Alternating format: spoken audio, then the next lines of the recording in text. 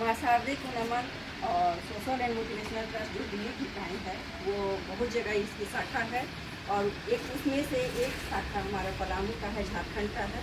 और सबसे बड़ी खुशी की बात है कि हमारे मन में विचार आया कि वृक्षारोपण करें और सारे हमारे जो पदाधिकारी हैं सोशल एंड मोटिवेशनल के झारखंड इकाई के सारे लोग आ गए। हमें बहुत गर्व है आप लोगों पर कि एक अगर नोटिस डालते हैं और आप लोग सारे उपस्थित हो जाते हैं, इससे बड़ी गर्व की बात और इससे बड़ी मेरे लिए उपलब्धि वो नहीं सकती है। सबसे बड़ी उपलब्धि है कि आप हमारे सहयोगी हैं और आप लोग सबको यहाँ हैं इस पुण्य कार्य को करने के लिए, वृक्षारोपण कार्य जो हमारे पर्यावरण से ही हम जीवित हैं। पर्यावरण अगर न रहे तो जीवन रहना नामुमकिन है।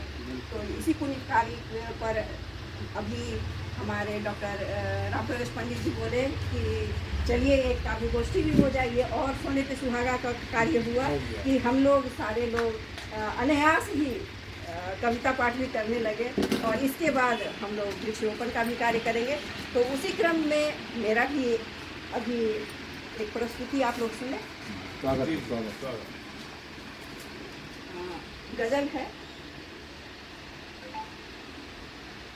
धरा पर पेड़ पौधे से चलो रिश्ते संवारते हैं। धरा पर पेड़ पौधे से चलो रिश्ते संवारते हैं। कहीं पौधे इमारत के, कहीं पौधे औषधि फलते। बसा हो घर किसी का भी, बसा हो घर किसी का भी, उजारो मत उसे बंदे। बसा हो घर किसी का भी, उजारो मत उसे बंदे। दिलों में प्यार का उपवन लगा कर ही निखरते हैं। दिलों में प्यार का उपवन लगा कर ही निखरते हैं। धरा पर पेड़ पौधे से चलो रिश्ते संवरते हैं। जमी पर तेज तपती रेत, तत्पर है जलाने को।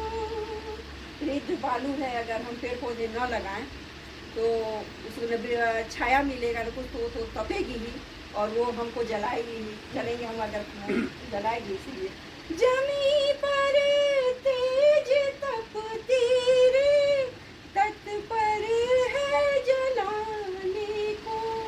कृपा उनकी हमें मिलती, कृपा उनकी हमें मिलती अगर फरियाद करते।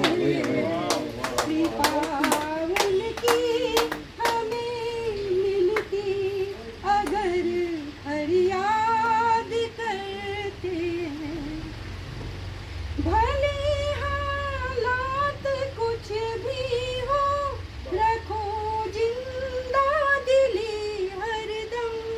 जैसे हम लोग अभी आ गया और हम लोग सबको यहाँ खुश होकर के आ गए हैं, चाहे जो हालत हो घर का, लेकिन हम लोग यहाँ सब कुछ खुश हैं और खुशहाल होकर के हम लोग कविता पाठ कर रहे हैं।